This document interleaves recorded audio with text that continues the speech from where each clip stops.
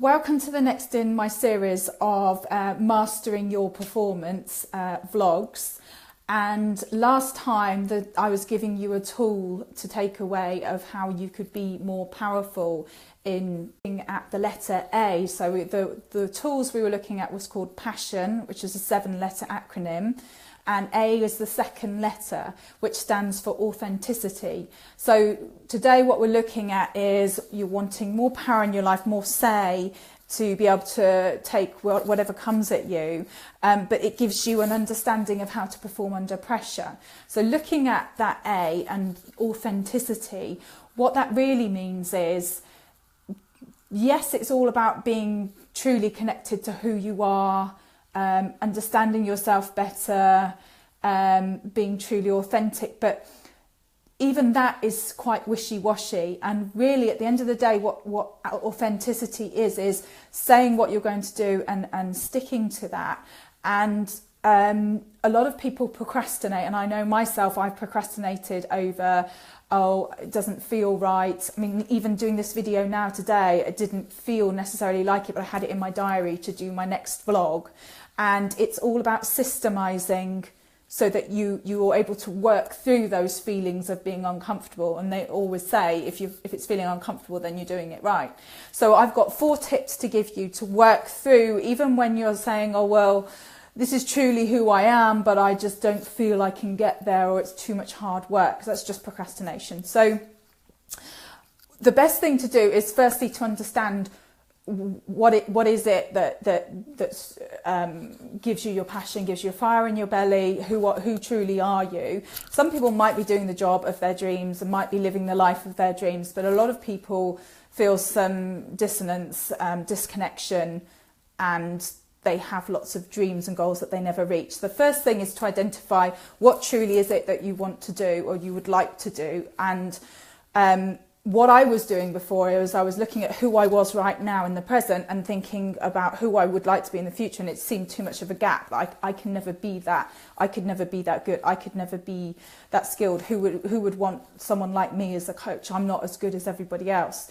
So the worst thing is to look at that gap from where you are now. So the way you look at it is you go to the future, your future self of who you most connected to, who you authentically see yourself as being, and then from that work back. So if you see yourself as writing a book or a leader of something or starting a business, then you look at that person and say, what behaviours does that person have to be that successful in that area, and then work back. So every day start to generate those behaviours of that person, not questioning who you are now and the gap that's between you and there. So it's like back engineering the behaviours of that successful person. So that's firstly, number one, what you get straight. Then the second thing is to actually have a sheet of 5 daily behaviours that person would consistently generate as behaviours to get those results for that person. So I have things like making sales calls, generating website content, doing all my daily rituals of taking care of myself, taking the dog for a walk, doing a bit of presencing myself to like, what am I doing today, rather than getting caught up in all my thoughts.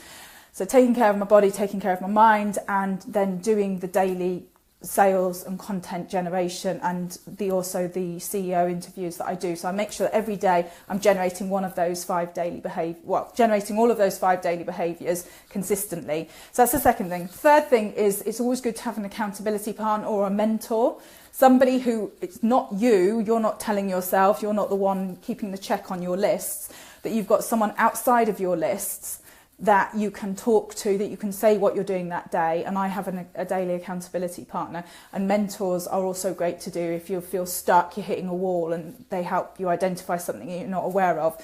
And then the fourth thing is, at the end of the day, I have a sheet where I write down and I acknowledge what I've achieved that day, and then I also appreciate something in and around me that I've got and I'm lucky enough to have. And if we're able to do that, it's so important. I wasn't doing that before, and what that gives us is an ability to appreciate where we're at and what we have achieved, and then we can move forward and build incrementally small little steps, building on that. It's incremental momentum. It's how momentum is built.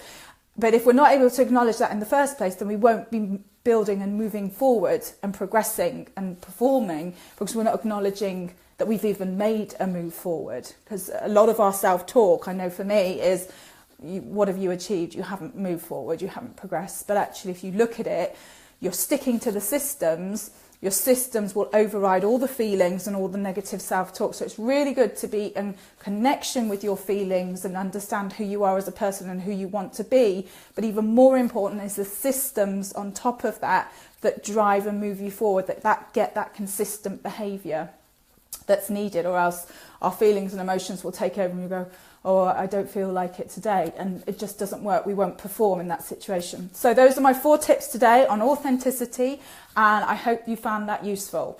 And if you'd like a taster session, you can go to my website, all the details down below.